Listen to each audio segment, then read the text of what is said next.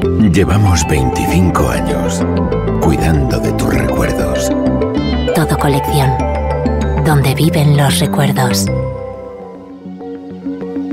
Reunir, restaurar, conservar, rescatar del olvido, preservar la gran historia y las costumbres más cotidianas. Detrás de cada colección hay una sensibilidad especial, sentido del deber, constancia y un mar de anécdotas e historias dignas de escuchar. Bienvenidos a Todo Colección, el podcast de los muy ilustres coleccionistas. Coleccionar es un instinto elemental que nos acompaña durante todas las etapas de la vida. La búsqueda, compartir, disfrutar, conversar con personas afines, nos relaja y sobre todo nos ayuda a evadir de los sinsabores cotidianos. Discos, libros, postales, sellos, monedas, juguetes o antigüedades tienen el poder de detener y disfrutar del tiempo, tu tiempo. Estás escuchando Todo Colección, el podcast de los muy ilustres coleccionistas. Bienvenido, bienvenida al episodio 112 del podcast del coleccionista. En Cardinal, el 112. Ahora nos acompaña Rafael Martínez Palacios de Ciberencant, librero pionero en Todo Colección, con quien conversamos acerca de lo divino y el lado más humano de la bibliofilia y el coleccionismo. Hola Rafael, gracias por atendernos en el podcast de Todo Colección. Hola, buenas tardes, ¿qué tal? Pues muy bien, por aquí. Rafael, la diferencia entre coleccionar y ser coleccionista. Pues hay una diferencia sustancial. Coleccionar es, yo diría, una ansia permanente de acumular. El ser humano desde los albores del tiempo ha necesitado pertrecharse objetos para sobrevivir directamente. Ha necesitado instrumentos, herramientas, armas para ir avanzando. Entonces ha ido acumulando de forma anárquica, pero también en función de sus necesidades. El coleccionismo es un fenómeno, digamos, reciente. El ser humano no ha tenido muchas posibilidades de acumular porque sí. Digamos, ha cedido a tener mucho de algo cuando ha tenido posibilidades y están solucionadas otras necesidades de su existencia. Digamos, lo perentorio ha sido subsanado, por lo tanto necesita pertrecharse de algo. Esa impronta está presente y se va manifestando adquiriendo cosas que a simple vista parecen no tener mucha utilidad, pero le atrae, esa mecánica le atrae y también le atrae el hecho de ese acceso al objeto porque sí. No por una cosa necesaria, sino porque el objeto le atrae. Pertrecharse de los artificios. Pensemos que el ser humano no es nada sin ropa, sin zapatos, sin una casa, todo es artificial. El ser humano es débil por naturaleza en el aspecto físico, y otros muchos también, por supuesto, pero necesita del objeto. Y entonces esa inercia le lleva a acumular. El coleccionismo ya es otra cosa. Coleccionar es una cosa y el coleccionismo es otra. Uno va adquiriendo cosas y luego, cuando uno ya decide ser coleccionista, es cuando va a gestionar esos objetos de manera racional, diríamos. Diríamos que para ser coleccionista se necesita una voluntad. Y coleccionar es algo más impulsivo o intuitivo. Hay factores psicológicos, pero digamos que cuando hay nada de todo, necesitamos mucho de algo. Hay a lo mejor carencias, y esas carencias llevan al miedo y pertrecharse es una defensa. Pertrecharse de objetos es una defensa. Y es sobre lo que se debería meditar. ¿Por qué tenemos esa necesidad de acceder al objeto y acumular objetos de un rango similar? Sobre eso tendríamos que meditar. Otra cosa es, soy coleccionista porque me interesa un tema determinado, lo gestiono y a partir de ahí te van a establecer unas mecánicas que nos llevan a la gestión, a la exposición, al intercambio, a la relación social en función de algún interés intelectual, estético. Hay diferentes factores ahí dignos de mención. De coleccionista a profesional, ¿cómo fue tu evolución? Bueno, digamos que yo desde joven empezaba a acumular objetos, digamos también de una manera similar a lo que he explicado, cosas que me atraían por intereses espurios, absolutamente. Me gustaba mucho el tema del tabaco y coleccionaba cajetillas de tabaco. Yo empecé a fumar muy joven, con 13 o 14 años empecé a fumar y me interesaba todo lo que fuera tabaco extranjero. Entonces, Cataluña es un sitio donde hay mucho turismo y me dedicaba a buscar paquetes de tabaco extranjeros, alemanes, ingleses. Tenía amigos que viajaban al este por temas del Partido Comunista y de allí me traían paquetes de tabaco extrañísimos y para mí era una cosa, incluso a nivel de grupo de amigos, era una cosa muy, muy relevante porque nadie hacía cosas parecidas. 400 o 500 cajetillas de tabaco diferentes. Para mí fue una cosa, en un inicio, bastante interesante, porque era muy joven y me gustaba todo este tipo de temas. Y a partir de ahí, pues, yo qué sé, coches de escala eléctrica, cosas así. Pionero en todo colección desde el año 1999. Cyberencants, ¿qué historia hay detrás de ese nombre? A ver, Cyberencants, es un nombre, me pareció adecuado porque yo básicamente iba a comprar al mercado de segunda mano que hay en Barcelona, que se llama Encants, o Encants, la fila Bellcaire, a ver si se llama así, el mercado de las glorias. Y bueno, con que era muy pronto en el tema de Internet y todo lo que sonaba Internet sonaba ciber, pues Cyberencants, porque yo me proveía allí y consideré que era un nombre divertido, tenía que ver con eso. Fíjate, Rafael, con cerca de 3.000 valoraciones positivas en todo colección. Pero tu especialidad, tengo entendido que es coleccionar coleccionistas. Más que coleccionar coleccionistas, coleccionar colecciones. Aunque también he coleccionado coleccionistas, se puede decir. He hecho muchos amigos coleccionistas y con que he trabajado muchos temas desde hace 25 años. No sé, sí, se puede decir que he coleccionado coleccionistas. Hemos intercambiado cosas extrañísimas, desde el mundo del papel así antiguo, yo qué sé, marfil erótico. Durante un tiempo estuvimos haciendo carteles de cine, fotografía antigua y cosas un poco así muy divertidas, y eso pues me ha llevado a conocer a muchos coleccionistas y a coleccionar amigos más que coleccionistas, ¿no? Últimamente te dedicas sobre todo a los libros. ¿Cuál es la relación de los bibliófilos con la letra impresa? Bueno, los bibliófilos son bichos raros. Digamos que los bibliófilos lo que les motiva generalmente es el amor al libro. Hay toda una serie de sistemas y de estrategias que se relacionan fácilmente con el amor. Yo lo más parecido que conozco en pasión por el coleccionismo son los bibliófilos y muchos libreros como yo que aman al libro, que el libro transmite muchísimo, de todo. Aparte de los contenidos de los libros, lo que puede transmitir de forma didáctica o lo que el autor haya querido volcar en el libro en sí, el objeto libro, transmite mucho. El olor, no sé, yo cuando llego cada mañana a mi librería, pues siento un placer muy particular. Y es por eso precisamente, porque el libro transmite muchísimo. Y conseguir un libro determinado tiene también mucho de parecido a la estrategia, la búsqueda de la relación con el otro, ¿no? El libro es muy mágico, realmente es muy mágico. ¿Y cómo es la relación con las personas que coleccionan libros? Si tienen alguna característica particular. Bueno, la relación también es a veces muy intensa, a veces muy técnica, muy distante, pero cuando tocamos temas afines, se puede decir, pues compartimos cosas muy interesantes.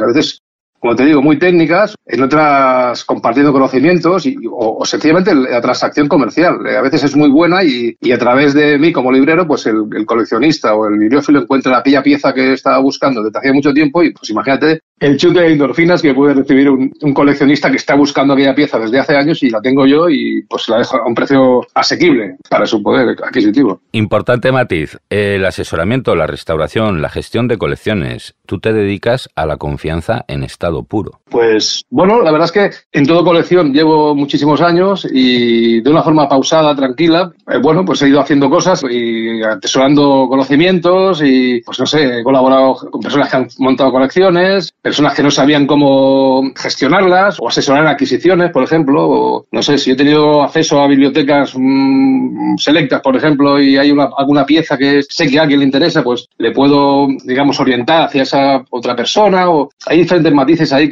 interesantes porque no todo va a ser el rendimiento económico, sino que digamos que estamos abiertos como coleccionista también, estamos abiertos únicamente al negocio, sino también a intercambios, a trabajo puro por el hecho de colaborar, ¿no? Es una cosa interesante. Es una de las cosas que me gusta mucho del coleccionismo, es que a veces hay acciones desinteresadas entre coleccionistas. Y quiero decir que yo recibo muchos favores, por lo tanto me veo también obligado a transmitirlos. Un toma y daca permanente y a veces pues satisfactorio, ¿no? Tenemos la sensación de que el proceso de tu búsqueda detectivesca tiene algo de instinto primitivo. Pues sí, lo hemos comentado antes. Hay algo pues no sé, diría de cazador-recolector, ¿no? Tienes que tener intuición, por ejemplo, tienes que tener intuición para saber hacia dónde orientar tu búsqueda, de qué manera implicarte, de qué manera sacrificar tu tiempo o tomar un camino en vez de otro. La búsqueda y encontrar una pieza, sobre todo para los coleccionistas que están avanzados, tiene mucho de cinegético, ¿sabes? Tener toda esa estrategia como la caza. No me gusta mucho la caza, pero tiene mucho que ver con esto, con capturar, ¿eh? El hecho de tener que a veces no no es el objeto en sí, sino todo lo que hay alrededor de conseguir un objeto. Conozco a algún coleccionista que no únicamente le interesa el objeto en sí, sino el proceso de la búsqueda de ese objeto, ¿no? En este caso, un libro, que cuando ya tiene el libro, ya, pues a veces ni lo abren siquiera. Ya he conseguido el libro, ya lo abriré, ya lo tendré, ahora voy a por otro. Quiero decir, hay veces una ansia ahí un poco innecesaria, pero sí que sucede, ¿no? Tiene esto algo como, no primitivo, pero es una intensidad que tiene que ver casi con la inmediatez, lo necesario, es casi lo necesito, es una cosa bastante curiosa, ¿no? Pero un imperativo que te lleva, ¿no? a esa captura.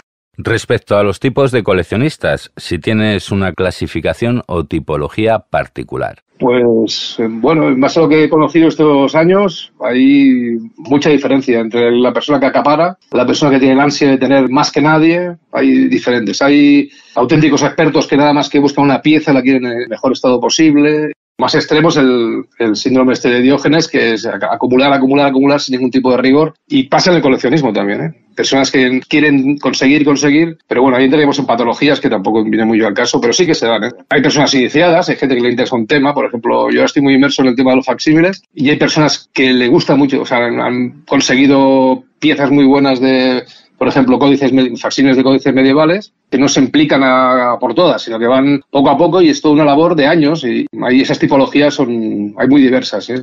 Luego, aparte, hay personas que por su poder adquisitivo coleccionan, no es mi caso, yo nunca lo he tratado, pero yo sí que hay gente que colecciona, por ejemplo, chapas de cerveza, por decir algo. Pues si de golpe compran 50 chapas de cerveza, o van buscando lotes, no sería mi caso, pero hay gente que compra de forma compulsiva, hay gente que es más, más metódica o busca cosas más. Y como te he dicho, el caso más extremo es el acumular por acumular sin ningún tipo de rigor ni nada.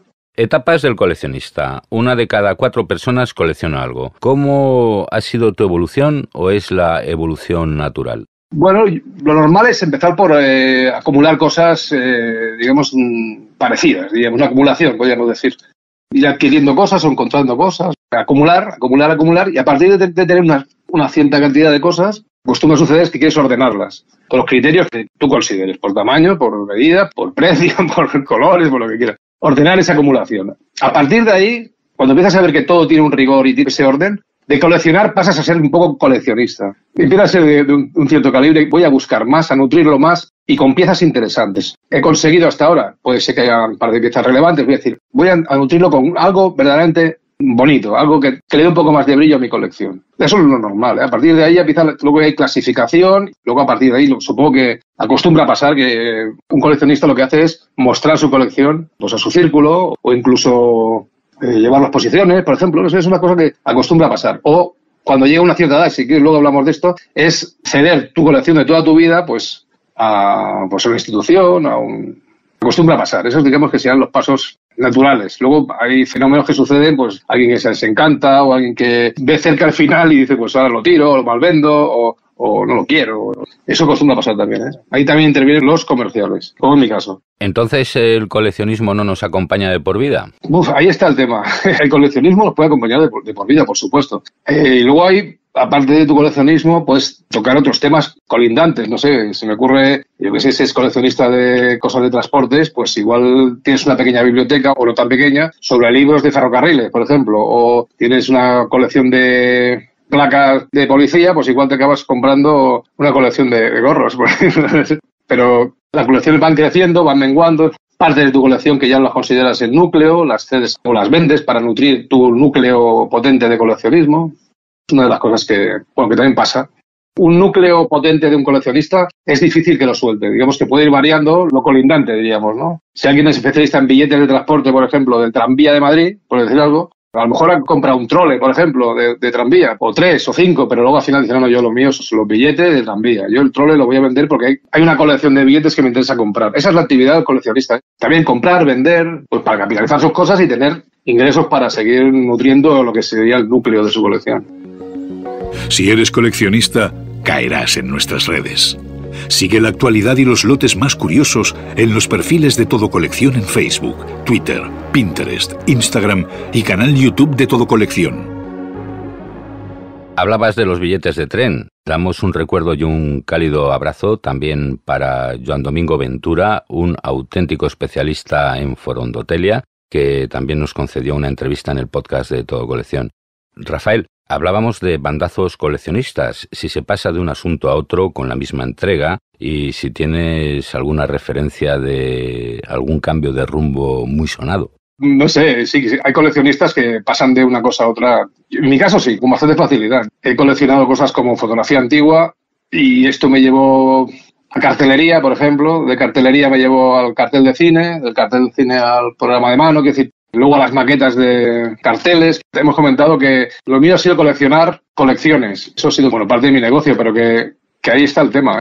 A veces pues toca dar bandazos para eso, precisamente, para avanzar. Cesa una cosa, empieza otra. Sobre todo si hay, en mi caso, que yo soy comerciante, pues la posibilidad de vender una colección potente a una cantidad elevada, pues es interesantísimo. Otra de las cosas que te quería comentar es que las colecciones pasan por nosotros. Hay que tener una serie de valores, yo por lo menos los tengo en ese aspecto. Quiero decir que en mi caso hay que dejar que las cosas pasen, que no permanezcan ni te anclen, sino que me gusta pensar que yo he tenido esto y ya no lo tengo. O sea, se lo he vendido a una persona que lo valora más que yo. Sí, es interesante. Por cierto, ¿la paciencia ayuda a modelar el carácter? La paciencia en el aspecto del coleccionista. Los coleccionistas no acostumbran a ser muy pacientes. Bueno, depende de qué coleccionista, pero sí que es necesaria la paciencia. Todo pescador ya sabemos que tiene que estar ahí en silencio esperando que... Bueno, hay que van a pescar de otra manera, pero se aplicaba esa metáfora a los pescadores, ¿no? Si quieres pescar algo tienes que estar en silencio, calladito y con paciencia. Pero los coleccionistas en general no acostumbran a ser muy pacientes. Y lo tengo delante, voy a por ello y eso es lo que tengo detectado. Rafael, ¿qué podemos encontrar en Cyberencant? Ahora mismo, sobre todo, tengo libros de arte, de diseño y arquitectura, fotografía, y estoy bastante centrado en el libro de artista y en facsímiles de códices antiguos. Bueno, libros de horas, portulanos, beatos, y libros de artistas actuales también, libros de artistas de la editorial Planeta, Ártica, de Enciclopedia Catalana, libros valiosos. Un catálogo muy sofisticado. Materia de bibliófilos, el encanto de los facsímiles. ¿Cuáles son los más famosos? Pues, a ver, más que los facsímiles en sí son las editoriales, las que vuelcan permanentemente obras, copian libros valiosos, medievales, sobre todo renacentistas. Hay editoriales muy buenas que están en esa labor, ¿no? En España, digamos que están las mejores del mundo y tienen piezas muy interesantes. Son los precios elevadísimos, algunos por encima de 20.000 euros un libro. Y bueno, yo tengo algunos. Yo tengo que decir que yo solamente vendo lo que he comprado, no, ni trabajo en comisión para nadie, ni bajo pedido, ni nada. Yo detecto una biblioteca, la compro, o una parte de una biblioteca la compro, y ahí intento pues eso, hacer que eso fluya, que vaya a parar a los buenos coleccionistas. Bueno, coleccionistas de todo tipo, desde gente con un poder adquisitivo alto, o estudiosos que pagan los libros a plazos, o chicos y chicas que están estudiando paleografía, por ejemplo, y necesitan un libro y lo pagan pues como pueden. Y en mi escaparate lo pone que colaboro con ese tipo de transacciones y me gusta además. Dando facilidades. ¿Cuál es el facsímil o los facsímiles más extraños que actualmente tenéis en Cyberencant? Bueno, hay algunos más extraños que otros, tienen que ver con su precio. Ahora, por ejemplo, tenemos el manuscrito Voynich, que es uno de los libros más, si no el libro más extraño que hay a nivel mundial, que se conoce por lo menos. Y se ha hecho un facsímil, la editorial sí lo hizo, un facsímil en el año 2018, creo, 17, bueno, por ahí. Y es el libro más extraño que tenemos. Por ejemplo, ahora tenemos el Códice Albeldense. Bueno, tenemos libros bastante interesantes a la venta y bueno, ahí estamos. ¿Ya disfrutas de Todo Colección en la palma de la mano? Descarga la aplicación de Todo Colección en tu móvil. Compra, vende, negocia, puja. Consulta en tiempo real Todo Colección, donde viven tus recuerdos. Viene el momento del saludo para los hispano-oyentes y los amigos hispanoamericanos que también escuchan el podcast de Todo Colección.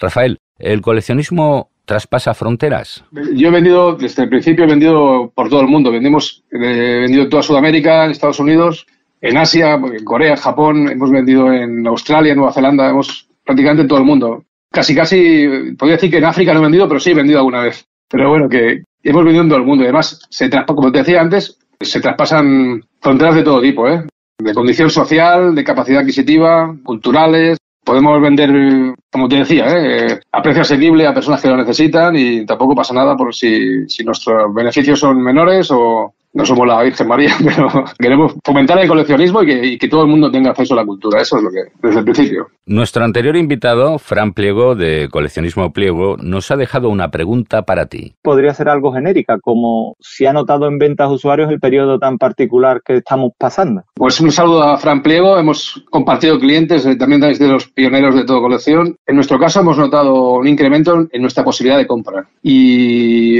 digamos que los precios han bajado en determinados temas, pero también en las compras. O sea, digamos que ha habido dificultad económica para mucha gente y hemos comprado, se puede decir que hemos comprado mejores precios que en otras épocas. Hemos invertido mucho precisamente por eso, porque se puede comprar, en función de la crisis, hemos podido comprar precios razonables. Y nos toca vender más barato, lógicamente. Digamos que nuestra actividad comercial se ha incrementado. Digamos que podemos haber doblado, literalmente. Enhorabuena, Rafa. ¿Qué le preguntarías a nuestro próximo invitado, que es coleccionista de Masters del Universo y escritor del libro Masters del Universo, El poder de los 80? Le haría una pregunta. Yo también era un poco fan, y me pilló un poco mayor, pero me gustaban esos muñequitos. Le preguntaría que si sería de copas con Skeletor. Skeletor, que era un personaje de este rollo. Le preguntaría si sería de copas, y si se fuera de copas con él, ¿de qué hablaría? Con Skeletor, que sabemos que era un personaje muy malévolo, ¿no?, de esa serie. Está estupendo. ¿Próximos proyectos? Pues yo sigo con el tema de los facsímiles y los libros de artista, y bueno, no es más que un proyecto, es una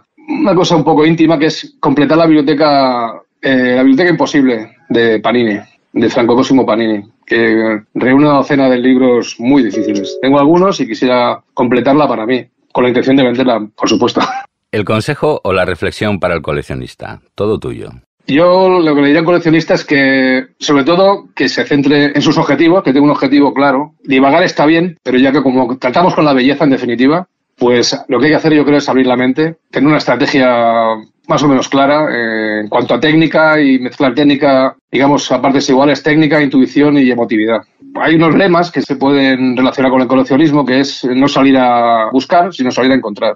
No discriminar, digamos, no dejar pasar cosas valiosas porque sí, sino hay cosas que te pueden llevar a otras, ¿sabes? Es como aquel que empieza comprándose una cucharilla de café y se compra un Ferrari, y al final, cambiando, puedes hacer una muy buena colección si sabes detectar lo que verdaderamente es valioso. Eso me pasó a mí, empecé de nada y tenemos ahora una librería bastante nutrida. Hay que saber sujetarse, la impulsividad de determinados momentos, en subasta sobre todo, y cosas que no tienen que ver con el objeto en sí, sino que a veces entras en pugnas con otro coleccionista por cosas absolutamente banales. Lo que te comentaba antes también, que es saber dejar partir una pieza que tú tienes o una colección que le das mucho valor, pero que en un momento dado te puede servir para otro tema. Saber dejar partir, sin lástima y sin... Las cosas pasan por nuestra vida. Y hay una cosa que hablamos entre los libreros, algunos libreros de facsímil, es que somos colaboradores, no somos rivales, y que nos ayudamos. Y hay que fomentar el buen rollo y que todo fluirá, eso es lo que... Y se demuestra, se demuestra... Entre todos, pues lo sacamos adelante. Uno tiene un libro un día que lo necesita el otro, pues se lo pasa y así vamos. Rafael Martínez Palacios, ha sido un verdadero placer conversar contigo en el podcast de Todo Colección.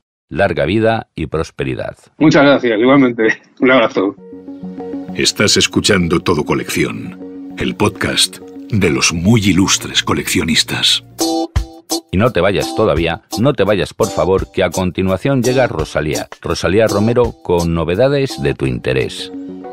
Libros, sellos, monedas, cromos, juguetes, antigüedades, arte.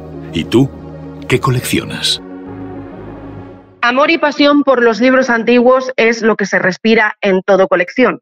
Con un 15,3% de peso, esta sección continúa liderando el ranking de ventas, siendo la primera línea del catálogo del portal. En concreto, los libros de segunda mano son los que cobran mayor protagonismo, acaparando el 72% junto a descatalogados y libros antiguos, con el 25% del peso en lo que llevamos de año. Datos que auguran un buen futuro para el libro antiguo, las primeras ediciones y piezas de coleccionista. Obras singulares y de gran valor histórico, como lo son los libros más caros vendidos hasta la fecha. El primero en la lista es el más caro de la historia de Todo Colección. El incunable Las Crónicas de Nuremberg supuso todo un hito, siendo una de las ventas de libros más sonadas y difundida por los medios de comunicación, entre otras cosas por los 51.000 euros que llegó a alcanzar en subasta en octubre de 2020. Un ejemplar de Don Quijote de la Mancha de la editorial Joaquín Ibarra ocupa el segundo puesto. La edición de la novela más importante de la literatura española fue publicada en Madrid en 1780 y corregida por la Real Academia, un libro que se vendió por 16.875 euros. En plena semana del libro antiguo y de ocasión, te invitamos a descubrir tesoros literarios especiales con los que ampliar tu colección. Y si quieres saber más de bibliofilia, te recomendamos escuchar el episodio 6 del podcast del coleccionista, protagonizado por Iker Madariaga, de Librería Anticuaria Astarloa. Y también el podcast número 10, un capítulo en el que María José Blas, de Librería del Prado, nos habla de la historia del auge del coleccionismo de la editorial Aguilar y de sus famosos crisolines. ¿Cuánto vale? Sigue la cotización de tus tesoros con Orientaprecios, la mayor base de datos para aproximarte a la tasación de lo que compras, vendes o subastas. Orientaprecios de Todo Colección, solo para usuarios registrados. Pues hasta aquí el episodio de hoy. Esperamos que te haya gustado. Gracias por acompañarnos y dejarnos un comentario. Ya sabes, es fácil, gratis y un me gusta con el pulgar hacia arriba nos anima a continuar con esta tarea divulgadora de la cultura del coleccionismo. El coleccionismo es cultura. Te invito a sumarte a esta apasionante misión. Puedes enviarnos un email con tu propuesta a comunicación@todocoleccion.net. Insisto en que te cuides y te recuerdo que para tus compras y ventas, con el servicio de envíos de Todo Colección y Pago TC, la vida es mucho más sencilla. Aquí, a pie de micro, te habla Ignacio del Valle. Nos vemos, nos escuchamos en el próximo episodio de Todo Colección, donde viven los recuerdos más coleccionados. Fin de la cita. Hasta el próximo episodio de Todo Colección, el podcast de los muy ilustres coleccionistas. Seguimos en contacto en el Facebook, Twitter, Pinterest, Instagram y canal de YouTube de Todo Colección.